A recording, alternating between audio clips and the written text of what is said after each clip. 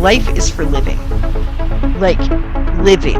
I don't mean just going through the motions and getting the days done and going to bed and getting up and doing it again. I mean living. I mean living. I mean living. I mean living. Welcome everyone to Humanity 2.0 podcast. This is probably a few episodes into the series, but it's completely out of order, which is okay because that just mirrors our humanity even more.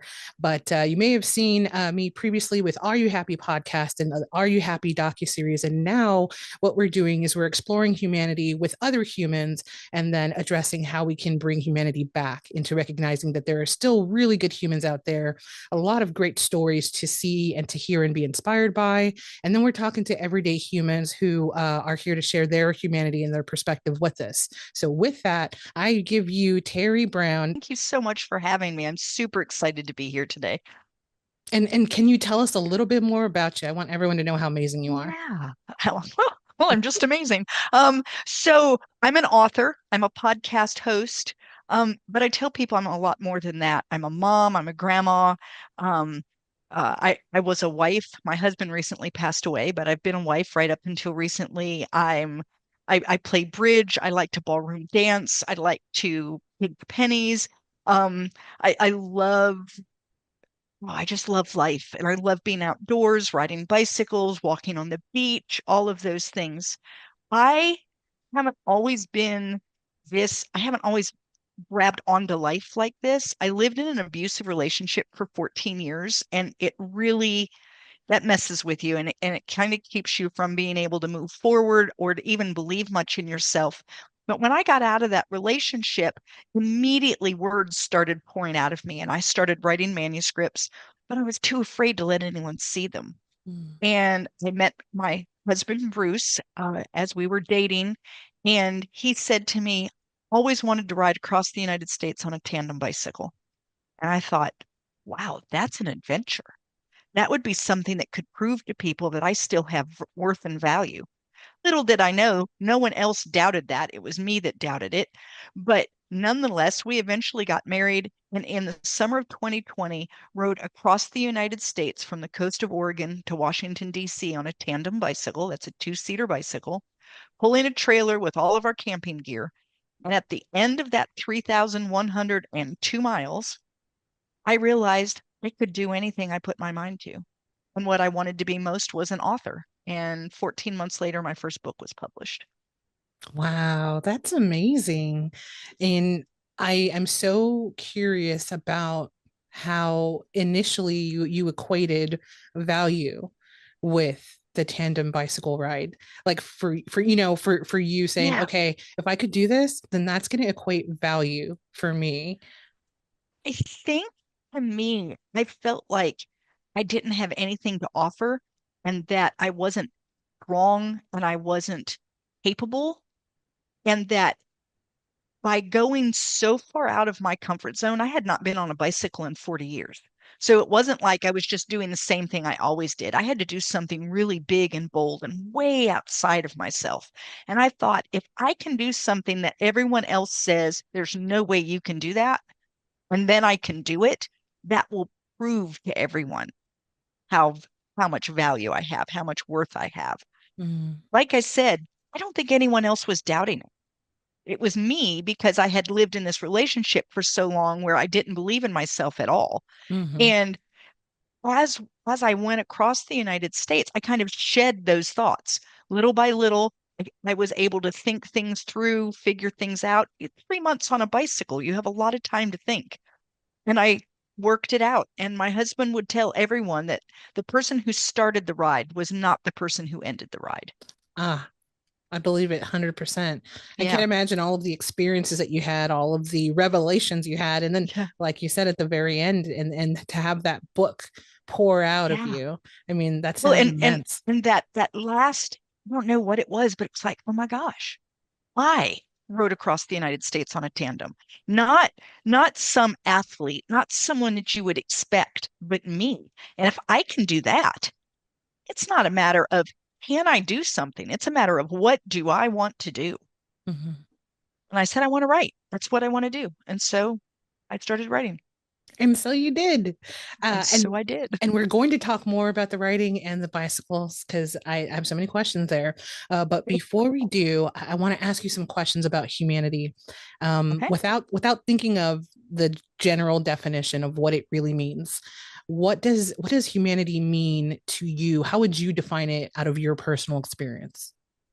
I think humanity is all of those things we feel toward one another and how we show that. And sometimes humanity isn't pretty. Sometimes we don't show things well. I like to think that 95% of humanity is really, really good. And that 5% is that part that we all need to be working on. I think we all have some of that in us that we need to be working on. But humanity is me seeing you and you seeing me, and the two of us working on how to help one another, be kind to one another, lift one another, accept one another, love one another, all of those things. That to me is humanity. Mm-hmm. And if you had to pick out maybe a moment of humanity that you observed, what is an example story of like the best display of humanity you've ever seen? Oh, I mean, I see so many. Um, there was a story not too long ago on the news. It was one of those feel good stories about a child who saw a homeless family and decided to raise money to help that homeless family. And this child, a child, and I don't even mean like a middle schooler, I mean a young, maybe third or fourth grader who who went out and themselves raised money and raised enough money that I'm sure that they were able to help a family like they saw and probably several more. And to me, that's humanity in the child. And then I believe that the parents did an amazing job Mm-hmm. to have instilled that and then to have allowed that expression. Mm-hmm.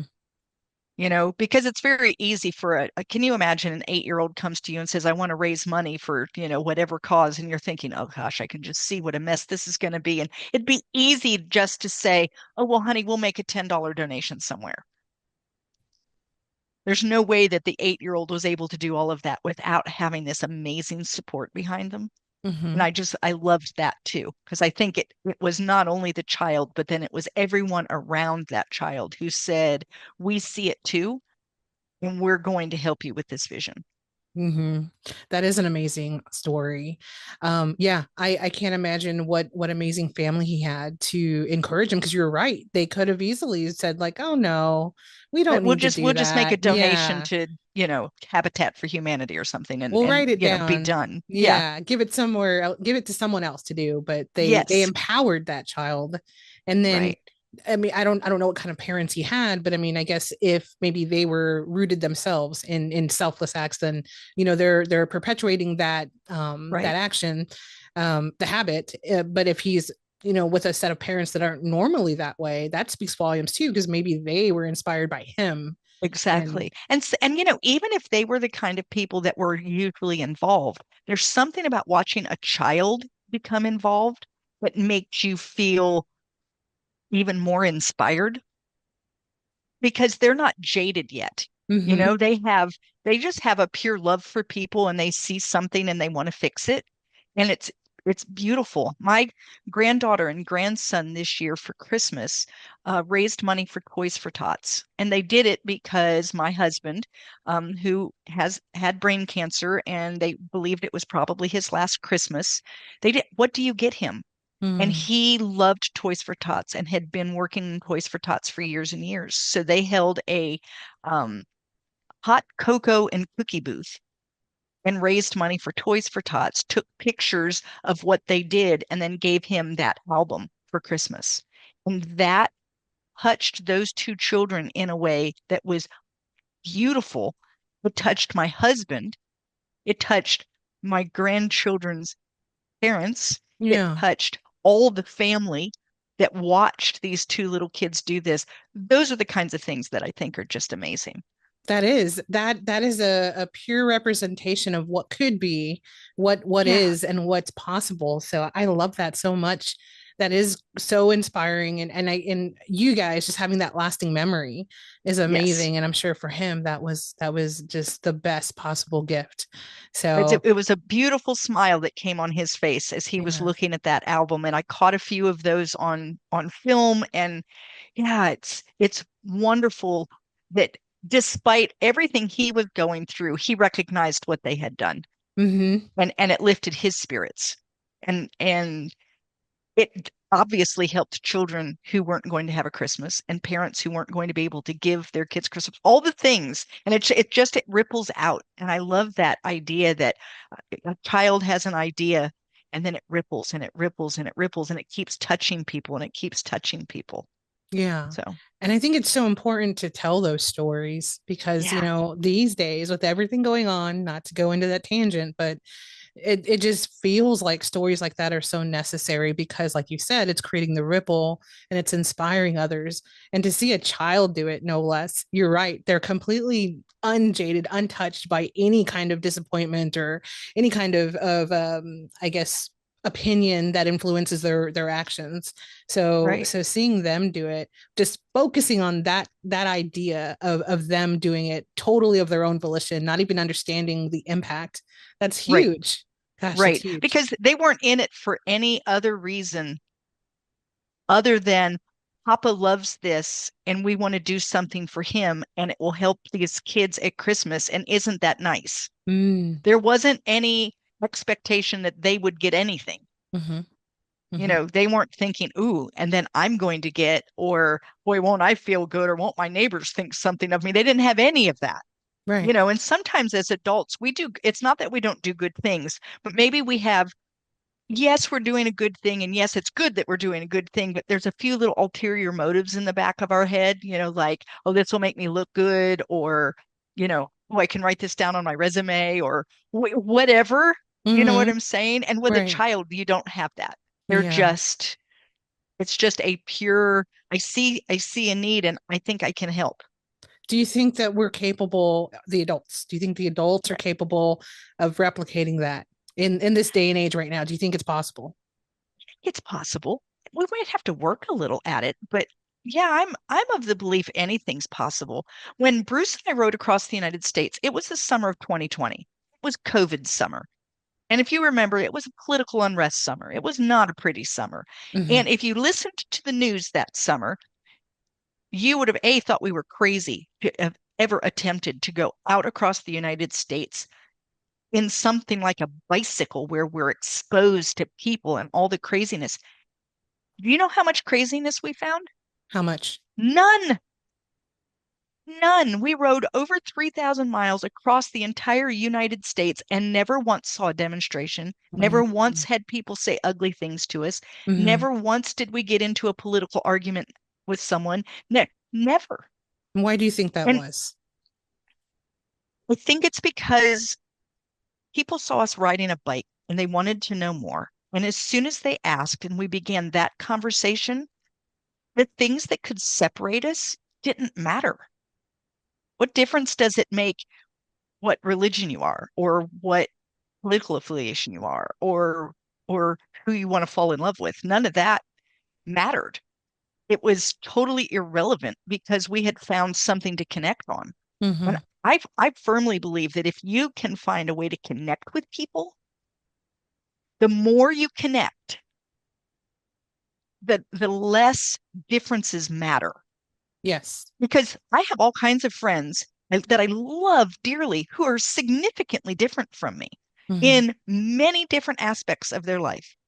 And I think to myself, huh, they're very different from me in many different aspects of their life. And I don't feel the least bit distraught.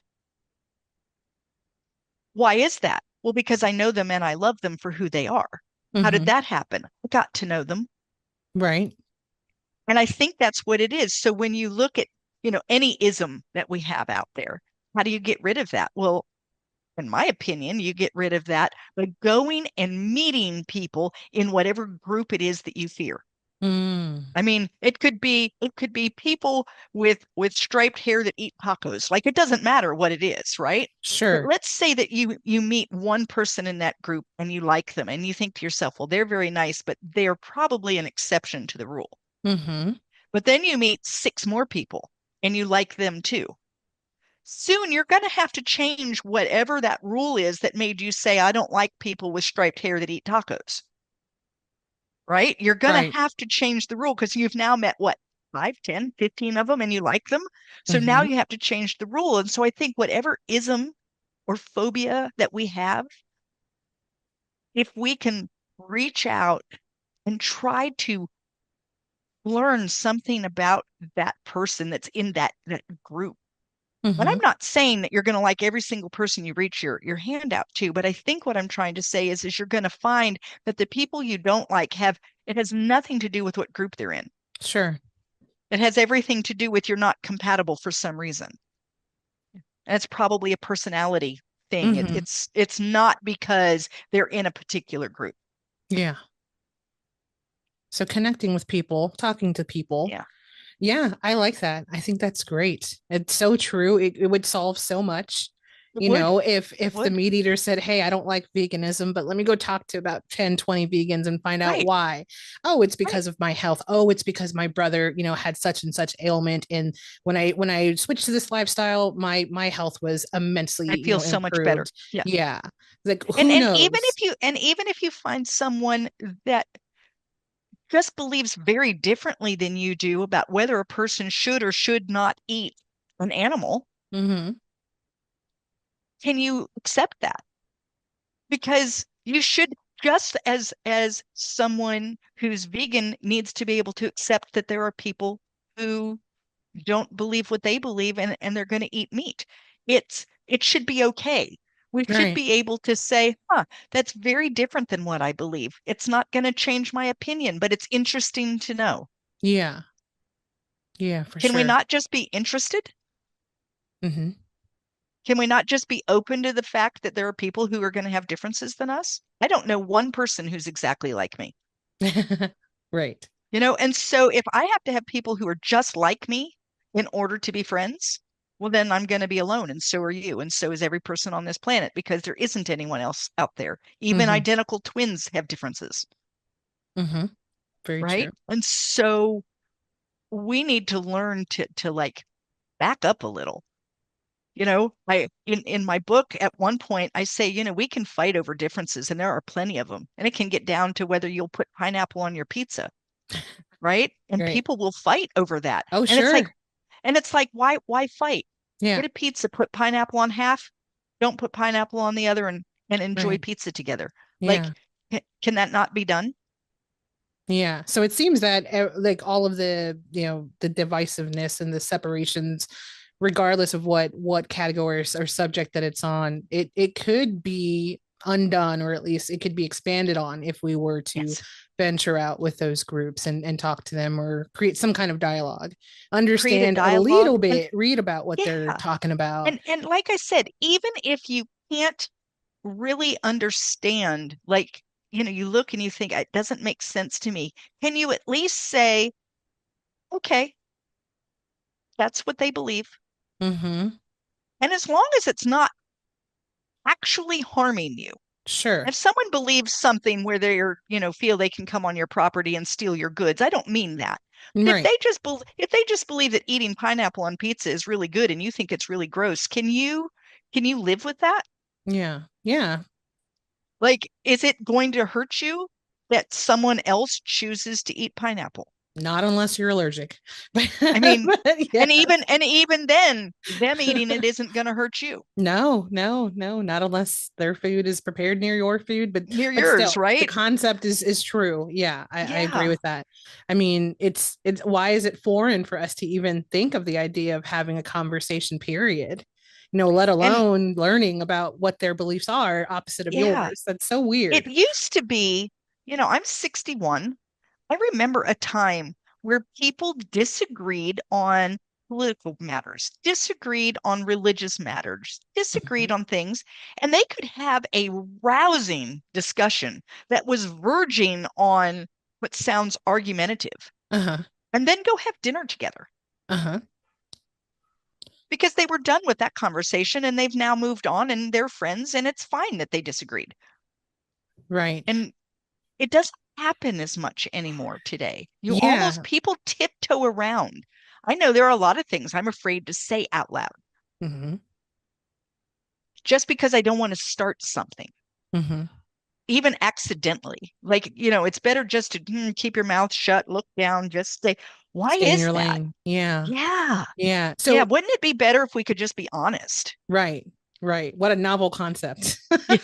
So Well, I'm curious, because you have such vast life experience, like if you could think back, chronologically, like where in time did it stop?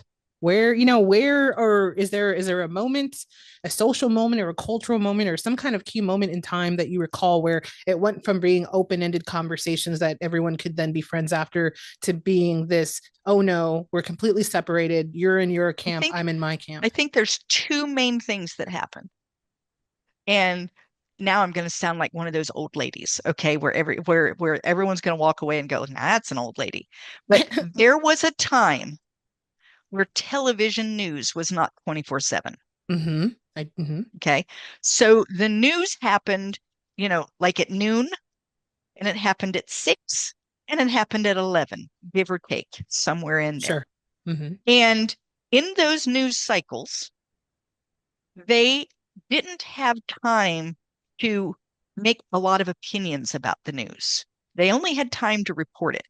Mm-hmm. Well, once you go to a 24-hour news cycle, there's not that much that happens every day. So the same story has to keep recycling. Well, if you want people to keep listening, you can't just recycle it. Mm-hmm. Now you have to make opinions about it, and you have to bring on 32 other people that might have an opinion. And then I think that was some of the problem is Mm-hmm. that now instead of sitting down and figuring out your opinion, talking with your husband over dinner, a couple of friends, you're now hearing all of these opinions and then it's easier to like grab onto one that sounds good to you without looking at any others. And okay, so I think that was part of the problem.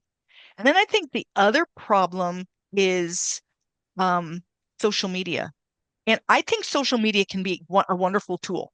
So I'm not against social media. I'm on social media. I'm on just about every platform there is out there. And that's how I meet people. But with social media, you can hide and you can Mm-hmm. say things and you don't have to see what your words do to someone else. Sure. So you're more likely to say something that you wouldn't say if you were standing in front of that person. So you're more likely to let out an opinion that you might otherwise say, "Oh, that probably isn't kind." You're more likely, and if you watch, they call them trolls and the people that get on the social media and they're constantly, throwing ugly stuff out. I think those two things, and I'm sure there's a host of others, but those two things in particular, I think really took people from having their own opinions and being willing to discuss them with other people, kind of took that away. Mm-hmm. That's my thought. I'm sticking to it. I would agree. And it's funny because the first one, I understand that. I studied television history, so I understand like what you're talking about as far as how the news has evolved and how it's changed. Yeah, And some of it for the better because you're getting a lot of world perspectives, but then the right. worst part of it where you're getting more opinions that are driven because of ratings It, or just because of opposition and the conversations that it creates and then what it does and we could go on and on into right. that. So yeah, there are a lot of things that have changed immensely, and then of course advertisements and ad buyouts and then certain agendas that are getting pushed, so everyone's inundated with so much crap, and then the actual news is muted or just, It, yeah. Yeah. And then as far as the social, the last 4 years, that was the bread and butter for me. So I was working for myself, but also with another production company handling commercial clients and also other projects. But um, it's something that I can see from both sides, from the viewer perspective, and then also from the creative perspective, and writing all of these scripts and teaching video journalists how to interview people for social content and all of these different, just viewpoints on how it's crafted and how to maintain your integrity, because that's a huge thing. Like you can compromise yourself really quickly, Yeah, and then what you're putting out into the world, it becomes a point of asking yourself, if I put this out, am I going to hurt someone, or could I in can I influence all of these people to think a certain way, and is that going to hurt people? What is your social responsibility? right, So there's all right. these avenues, but yeah, I I I think the can. other thing with social media too is it's sound bites. So Mm-hmm, you hear this quick piece of information that sounds really good as a quick piece of information. But mm-hmm, what backs that up? What are all the facts? And we don't look for them anymore. sure. For the soundbite. We grab the soundbite. Oh, that's what I believe because I heard, someone say it. Did we hear the rest? Did you look up everything else? And the answer is no, most of us do not. And so I think that soundbite quality, where you just get they'll take an entire speech that someone has done and they'll pick out 4 seconds Right. and they'll play it over and over and over until that becomes what the entire speech was about. When in actuality, that was 4 seconds. Mm-hmm. And maybe it was 4 seconds they shouldn't have said, but it was only 4 seconds. And what was the other 20 Yeah, what minutes? was the rest of the conversation? Yeah, that is Yeah. true. That is true. Because that subject is a big hot button for me, especially because I lived in it Yeah. Yeah. forever. So, or it seems like forever, but it was never my intent to work in that space. It was like all happenstance. But when I did, um, I started off as just a um, volunteer journalist reporting on happiness and interviewing strangers about happiness. And that series is still ongoing. It's Are You Happy series, and they're wonderful. But it then became, hey, come to our commercial site and work with clients on their content and creating really engaging content for whatever it is that they're selling, or maybe it's an Right. idea, nonprofits, whatever it is. And then you start to understand, okay, your objective is to sell something or convey a message that's really important, and how are you going to do that? What are you going to craft out of your 20-minute interview? Like you said, sometimes you take a minute, but the great thing is that some companies that are I guess like they feel the importance of remaining, unbiased, and they have those Yeah. that integrity. And so this company was one of them. And so their whole, I guess, like their rule behind editing was it was never forced edited. That there was it we weren't allowed to say take different parts of an interview and piece them together to say something completely different. It Right. always had to be, that message. Yes, you can truncate it into 30 seconds to a minute, but you could not deviate the message ever, which is Right. great. Not everyone does that, we all know this. No. No. But And it's interesting. And you see it in politics, you see it everywhere, sure, but you see it a sure. lot in politics where they will take a part of someone's speech and play it, like I said, over and over and over ad Mm-hmm, nauseum. mm-hmm, And if you listened to the whole thing, you would find out that maybe that's not what they were really saying at all. But mm-hmm. out of context, without knowing what was said before and after, things can sound really bad. Oh yeah, Um, definitely. in Yeah. fact, when I left my abusive husband, he was known to do that. I knew he did that. He did a lot in local politics, and I would watch him tape conversations with people on the phone and Mm-hmm. then pick things out of it and use it against them. It was horrible to watch. Uh-huh. So when he and I separated, I got something on my phone so that every phone conversation we had, I recorded. Mm. And I did that not because I ever intended to do a thing with it, but I wanted it in case he ever tried that with me and tried to take something that I had said to Oh, him in a phone call out of context. I sure. watched him do that to people. Yeah. And it was like, I'm never going to allow that to happen to me with him. So So, it's that kind of yeah. feeling that, yeah, So okay, and it's funny because I love how positive you are, and I would love to focus on the 95%.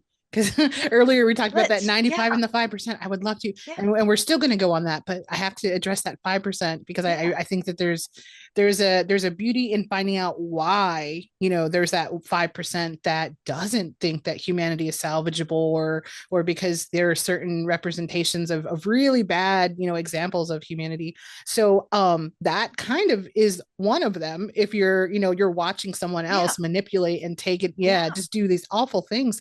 So how did that impact your view of humanity, watching someone literally in front of you do these things to other people and use their words that way? Think that it ever made me feel bad about humanity. I just felt like he was not a good example of it. Mm-hmm. Like if that was humanity, I didn't want to be part of it. Like that isn't me. And Mm-hmm. I feel like I represent humanity. So I don't know what he represented, but it wasn't Yeah. that. And like why? Some people, I don't know, did he have a horrible childhood? Who knows? Maybe Yeah. something happened in his childhood. I know his father had been an alcoholic, so maybe that's what it was. I know that his mother had some mental health issues. Maybe that's what it was. Maybe somewhere in all of the genetic code something went sideways. I Mm-hmm. don't know. Mm-hmm. But I just don't think that generally speaking, people are that way. Mm-hmm. When my husband and I were riding across the United States, we would have trouble, a flat tire, some horrible road construction, a terrible storm coming, and every single time we reached out, despite it being COVID summer, every time we reached out, there was someone there to help. Every time. And if humanity is horrible, then you wouldn't find it every time in every place that you were. Yes. If it was all horrible and there was only 5% good, we wouldn't have we wouldn't have been so lucky as to only find the beautiful 5% for 3,000 miles. They apparently, if that's true, they all live along a corridor, and I can show you where it is. But you know what I'm Right. saying? I Yes. think that what it really showed me is that I needed to turn the news off. I needed to stop listening to people who were telling me what America was. Mm-hmm. And I needed to look for myself and say, okay, there are people who don't believe like I believe, but you know what? They get up in the morning, they want the same things for their family. They want love. They want to make enough money to be able to pay their bills. They want to be able to do fun things with their family and go on vacations and just like me. And maybe we want to do it differently. Like we think that this is the way and they think that's the way, but when it comes down to the core of it, most people want the same things out of life. Mm-hmm. There's bad eggs, of course there are, but most people want love. Most people want safety. Most people want, the basic necessities. That's what most people are getting up in the morning and going after. Just like you, just like me, just like 95% of the people out there. And I think those are the people we need to focus on. I really wish the news Yes. focused less on the the 5% yuck, Yeah. you And know? I remember during COVID, there was a series called Good News or something like that. It Hmm. was the guy from The Office that was doing that online series. And then Yeah. you have a lot of content. There's a lot out there that celebrates humanity at Yes. its best and positivity and kind acts and people all doing things for other people. So there is a But lot they're of it, not but it's they're in not the an 24/7 news yeah, shows though. it's covered by all the other crap. Yes. And this show too, that's the whole focus is putting those conversations in front of people so they can share them and Right. grow from it, just like we did from, is it your grandchild? Yeah. Yeah. Yeah. The From their grandchild act that did the inspired yeah. you, all those Yeah. ripples. We're just causing all kinds of ripples, and it's up to us to decide what kind we're going to cause. Good ones or bad or not ones. so good ones. And Yeah. I think it's also really up to us as to what we consume. Hmm. We can sit in front of a news channel and it can be, I can give you, on either side of the aisle, I can give you a news channel that you can listen to where you, by the end of a week, will hate a group of people Hmm. because you've listened to nothing but that news, because you consumed that. That's what you allowed into your heart. That's what you allowed into your head. Or you could listen to Humanity 2.0 and you could listen to the Happiness Sure. Project and you could Sure. listen to, right? Hmm. And you could do that all day. Yeah, you have to switch channels, but could you do that all day? Hmm. And then at the end of the week, how do you think you feel about humanity? Pretty darn positive, and you're looking for that 95%, or you're Yeah, trying to make it 96, you know. yeah, Yes, yes, for yeah, sure. I like that you said that you turned it off. And yeah, instead of listening to opinions about it, you went out and saw it for yourself. I love that yeah. you went out of your comfort zone and found this amazing, revelation and all these experiences. Before we dive into that, can you tell me what is your hope for humanity? Well, I just hope that people will just stop fighting. Just stop finding difficulty. Stop looking for things to separate you. Instead, let's let's, let's find those things that are like. You and I have never met before today, Mm-hmm. but we are far more similar than we are different. Okay. Now, I'm sure that if we sat down and made a list, we would find things that were different. Sure. But I suspect that what we will find is that the part that makes you human and me human, that's stronger and bigger and just better than Mm-hmm. those other things that make us different, right? We Mm-hmm. have we have an opportunity to focus our attention. I can focus and say, okay, well, I've never done your kind of job. I don't know anything about it. So we're not going to be able to be friends. Or I can say, you're not the same age group as me, Right. right? I have no idea if you have children or not. Do you have children? Yes. Okay. So we're both moms, so that would work. So then I might so But I'm which not do a I focus grandmother. on? Yeah, okay. I So was born in the early 80s. I've been born okay, so I not graduated high since then. school then. So like I Right. said, I Yeah. could just say she knows nothing about my life. Right. And therefore we have nothing in common. Right. Or I could focus on the fact that we're both moms and Mm-hmm. that we're both podcasters, and that we're Mm-hmm. both women, and Mm-hmm. that we both believe there's goodness in the world, Right. right? Um, or I could ask you what your religion is, and then we could find out we're not the same, and then we could have a fight, Right. right? So Right. which way do we want to do it? So what do I want for people? I want for people to sit down and have these one-on-ones and get to know people and just recognize there's a lot of goodness out there. You don't have to be a Pollyanna and pretend there's no bad things happening, because when bad is happening, you should call it out. Mm-hmm. But there isn't as much bad happening as people would lead you to believe. And the reason that a lot of that I think is done is it's to scare you, because when you're scared, you'll do dumb things. You could be convinced to do things you would never do when you're afraid. Sure. Or you might relinquish power to someone Yeah, else. because you're Yeah. afraid, right? And Yes. there's no need. Mm-hmm. Get to know your neighbors. Like what do I hope people do? I hope people listen to this podcast, walk across the street, knock on the door of someone they've never met before and say, "Hi, my name is, what's yours? Tell me something that really makes your day." Simple. Wouldn't that be amazing? Can you just imagine if the whole world went and found two or three people a week that they'd not met before, just introduce themselves, Yeah. make a It huge haven't, difference. yeah, it would make a difference for them, for each person, but what you walk away with, that's Well, and priceless. then the ripple effect, Mm-hmm. because as you're meeting people that are outside of your comfort zone. Because if it weren't outside your comfort zone, you would have already met them. So Right. these are people that are outside your comfort zone and you're meeting them. And as you meet them, little pieces change in your brain as to what is acceptable and what is not, you know? Yeah. I don't know. So that's homework for everyone Yeah. watching and listening.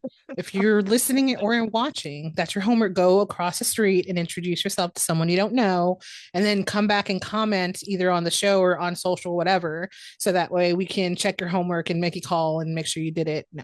Yeah. Yeah. But Because do that. because Let's do it. otherwise we're giving you, a frowny face at the top of your Yes. of your paper, Big and you one. don't want a frowny face. Yeah. No one likes that. Nope. Um, thank you so much for answering all of those questions. Yeah. I love that you live for the 95%. I do as Yeah. well. That's what we have in common is that we believe Yeah. in it and that it can continue. So Yeah. yay, 95%. Yay. So let's talk about your book. Your book came out today. Yes, it Tell did. us, So, tell us, give us the tea. Tell us all about it. so, you ride across the United States, and this is not a travel log. It is not on day one. If you want that, I kept a blog. Go to my website. You can find the blog. You can read every day. You'll know what temperature it was, whether it rained, you Yeah. know, was it a good day? Was it a bad day? Which way were the winds blowing? I pulled everything. Okay. This story that I wrote, 10 Little Rules for a Double-Butted Adventure, it's things that I felt that I learned about life, about humanity, about ways to live an adventurous life. And by adventurous, I don't mean you have to get on a bicycle. I mean, are you doing anything outside your comfort zone? Is there anything you're going to do? Do you need to change jobs? Do you have to move to a new location? Are Yeah. you thinking about getting into a relationship? Thinking about getting out of one? Are you soon to be an empty nest mom? Are you thinking about having children? Like all of those things that kind of take us out of what we're currently doing, that's Mm-hmm. adventure. Mm-hmm. And these things that I learned kind of guide me now and help me stay open to not getting stuck in my little rut, to not saying I'm not capable, to not saying, oh, and instead saying, you know what? You only get one life. Let's live it. And what does that look like? And how can I make that happen? And then to me, the best part of the book is that I don't expect people to live my 10 rules. I Mm-hmm. ask questions at the end of every chapter and give you space to write, to answer those questions, and make up your own rules. Yeah. My rules are they're things that I discovered that are good for me. And if my 10 rules work for you, by all means use them. But Mm-hmm. if three of them work for you and you come up with another seven, good for you. Right? I'm not Mm-hmm. saying that I'm the professional and I know, and here are the 10 things. If you follow these 10 things, I'm in no way saying that. I'm saying here's some things I learned. I hope they help you figure you out. Yeah. That's a big difference than trying to claim to be a subject matter expert I'm and not. No. I don't care for those people. I love that you give people the agency to still be themselves Yeah. while experiencing your journey. I love that. And Yeah. then they can write, and that's so great. Write it That's down so and great. figure it out. What works for you? And Mm, like I said, if one of my rules works for you, oh, good. I'm glad I made that easy. But if you look at that rule and think that's the dumbest thing I've ever seen in my life, that is never going to work for me, yeah, don't use it. You don't need 10 rules. Maybe you only want seven. Fine. Maybe you need 12. Whatever. Like I don't feel like that I'm the expert and I know. sure. I'm just a woman who rode across the United States on a bicycle and learned some things about life that have helped me. Right. Hey, willing to share. Hopefully, maybe one will resonate with you. Yeah. But you're an expert Yeah, on your experience in this I am. world. Yeah, and and then you put it on pages for everyone else to see and absorb and feel with you, and that's huge. It's a major contribution to all of us, so thank you for that. well, thank you I for so want to ask to be like, hey, tell us the 10 bullet points, let's go. But you know what, we got to leave something for people to read, so absolutely. people go buy the book and read it, but give us one bullet point of that 10 list. Give Okay. us one of them. And Okay, it's rule number 9. Never quit on a bad day. And We were riding, we were in Montana, was hot. It was hilly, even though we were told it would be flat. We had a flat tire not once, not twice, but three times. Mm. It was a 70-mile day, which is almost double the days that we were doing, but there was no options. The wind was blowing in the wrong direction. And did I mention it was hot? Hot, hot. Yes. Okay. And at the end of this day, when we finally get into the town that we're staying in, I thought, I'm done. I hate this. I am having zero fun. I have zero desire to get back on the bike again. I think I'm done. Hmm. And so I put that out on my blog because I was the most honest blogger you have ever met. I would tell when I stood on the side of the road and cried. I told it all. And Hmm. I had a friend reach out to me and she said, Terri, what you've done so far is amazing. And if you quit today, you should not hang your head in shame because you made it over the Rocky Mountains on a tandem bicycle. You could stop today Yeah. and feel proud, but don't quit on a bad day because right now you're full of emotion and you're tired and you're hungry and it's been a horrible day. And at the end of a horrible day, everything's horrible. Hmm. And then Sure. if you quit, you'll always wonder, Mm. could I have done it if I had stuck to it? And it will always be there for you. If, however, you give it a few days and then say, no, I'm still not having fun and I don't like it, and you did it in a logical manner, then when you decide you've had enough of something, you know that it was an actual decision and not just an emotional outburst. Hmm. And we made it all the way across the United States. And at that point, we were still in Montana. So that helped me. And it has helped me so many times since. You just don't quit on a bad day. And at the end of a day, you're tired, you might be hungry, um, you have no emotional reserve left. Hmm. You know, Your rational you're, thinking you're is gone. yeah, Yeah. what rational thinking, right? Logic is out the door. Your body might hurt. Right. All of the things that just, and that's a terrible time to make decisions, Hmm. right? So tell yourself, okay, I'm obviously thinking this way. I'm going to give myself a few days, and then I'm going to logically sit down with a list of pros and cons Hmm. and make a decision. I am not saying never quit. Hmm. I'm saying never quit on a bad day. There's a big difference because there are times where stopping something is 100% the right thing to do. If Hmm. it's really not bringing you joy, if it's really sucking the life right out of you, stopping, there's nothing wrong with that. There's Hmm. nothing wrong with saying, I'm done. This is sucking the life out of me. I am done. Sure.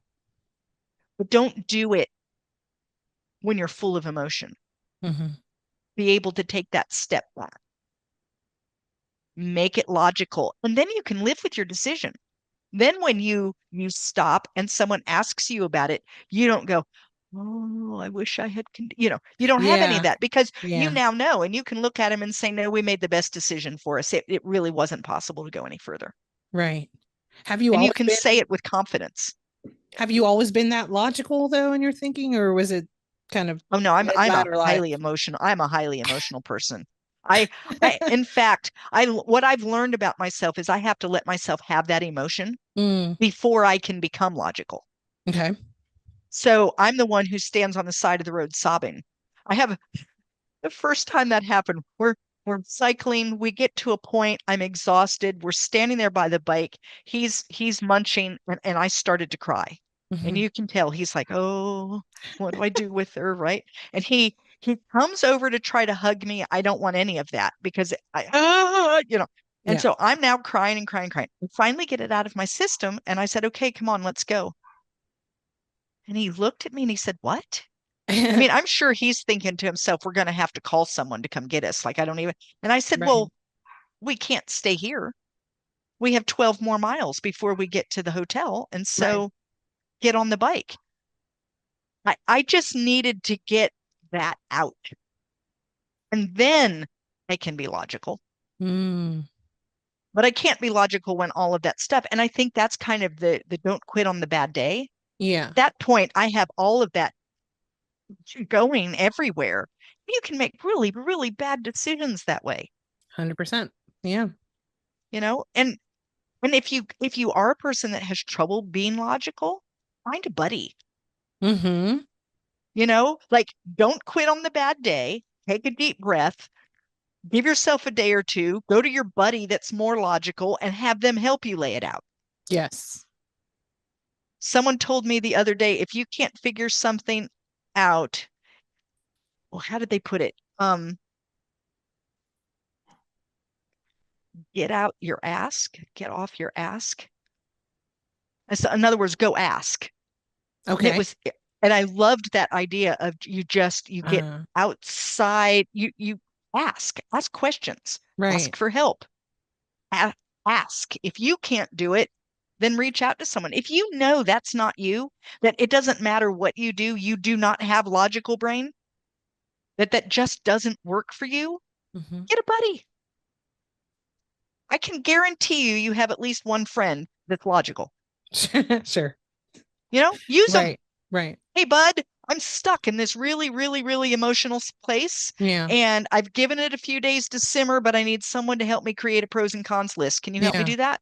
And if it's a buddy, you automatically trust them. So you're not Yeah, worried about feeling right, embarrassed. They know right. you. They already Yeah. know. They already They know know that you're you're not crazy. logical brain. I mean, they've already Right. got that figured out, right? And Yeah. so yeah, And they're still here. yeah, So they're yeah, really a buddy. Yeah.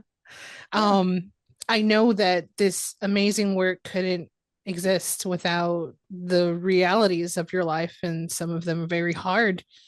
Mm. Can you tell everyone more about that? Well, I mean, I told you that I was in an abusive relationship. I lost my husband, to brain cancer, which was very difficult. Um, yeah, I mean, there's a lot of things that have gone. I lost my dad a few years ago. Mm-hmm. There's just been a lot of hardship. Mm-hmm. Um, During the time that I was in the abusive relationship, we were also financially, it was horrible, and we lived in some pretty miserable conditions for a while. Mm-hmm. So you look at all of that, you could let all of that really paint you Sure. Yeah. and say, you know, life sucks and then you die and you know, Mm-hmm. but I never I not always. I mean, I think there were times where I had trouble seeing that there could be a light at the end of the tunnel, but at the point that I was able to use logical brain, I always believed that there was something more. Mm-hmm. And I think that's the thing that we need to remember is we have inside of us what we need. It's a matter of can you tap into it? And if you can't, ask someone to help you. I mean, Mm-hmm. that's what therapists, friends, pastors, teachers, that's what they're all there for, right? Is to help Mm-hmm. you tap into those things. So we have what we need, and there is joy to be had. And if you're not feeling it, and I don't mean every moment of every day, but I mean overall, Sure. In the if grand the scheme joy of isn't things. there, find it. Find it. Don't mask it. Don't try to find joy in things like substances.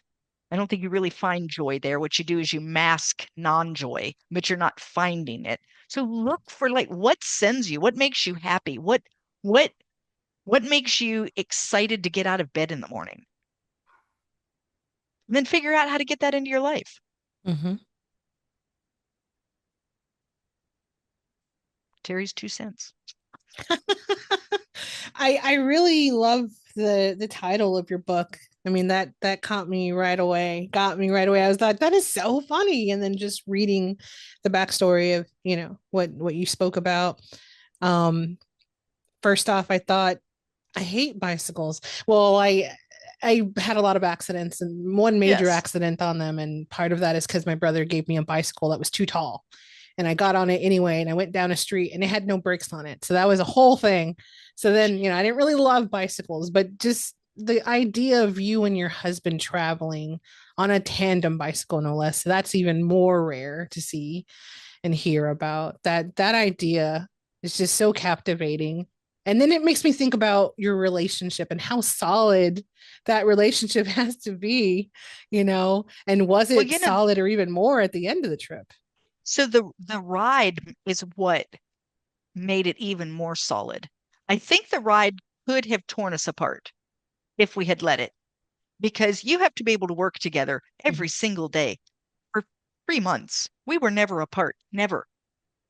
We slept in a tent.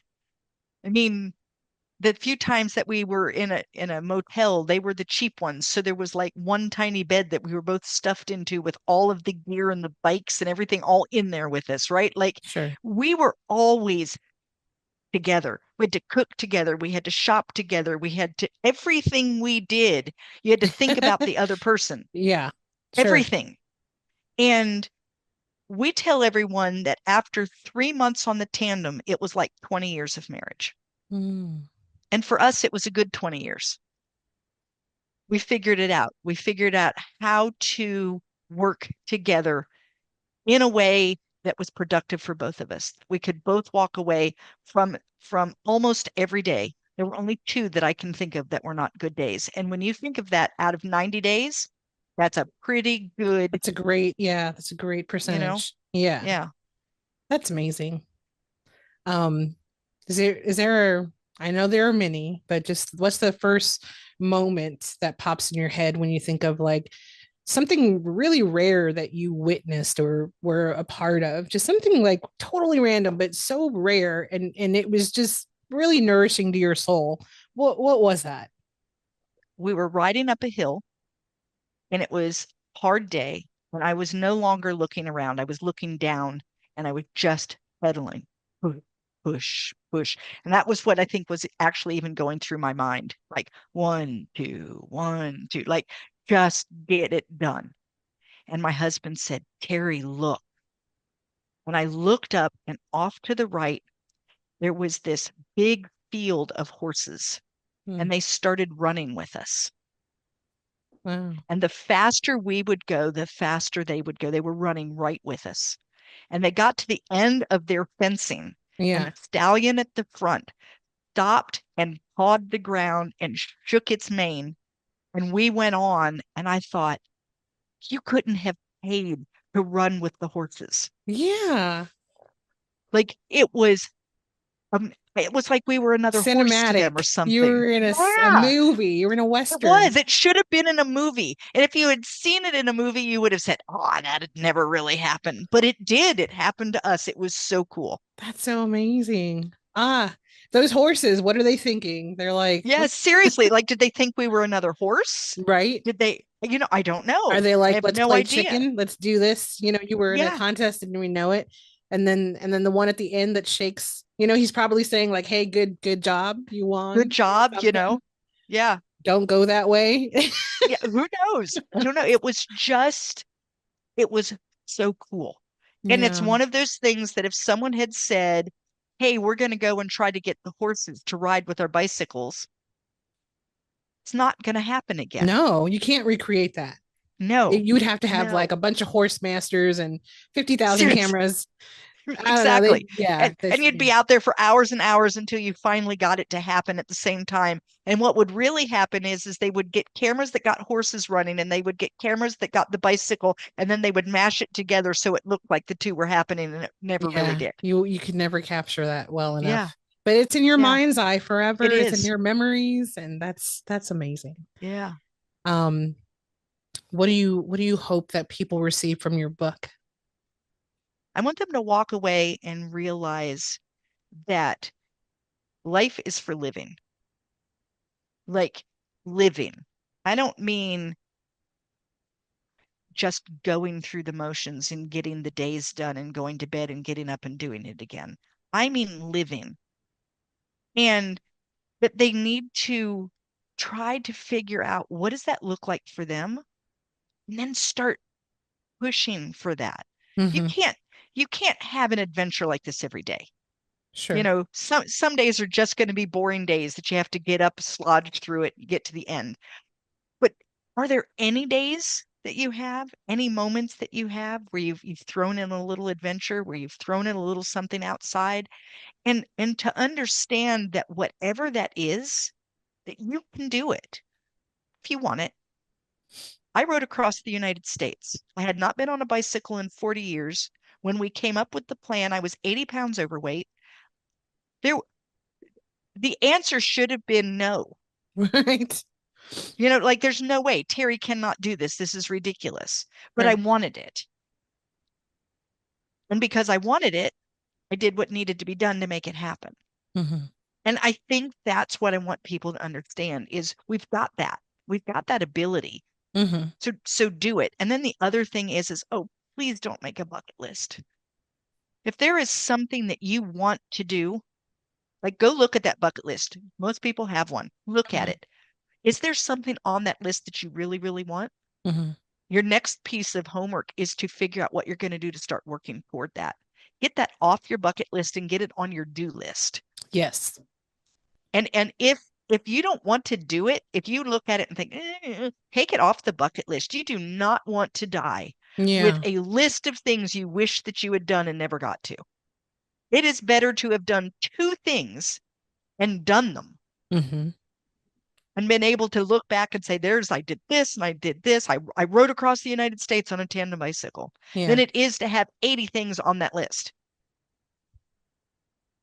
I despise bucket lists now. No, I do. No, I I get think it. I get it. they're Yeah. such a waste. Yeah, because They're such you're a making a waste list of things that you want to do at a later time if possible before you die when if they were on your do list you'd be focused on doing them now doing them. versus later. Find a way to get Thinking it of done. yeah. Yeah, I love that. I don't have one either. I actually I have no regrets. Like I don't think about like, oh, I wish I would have did this. I have none of that. I did it.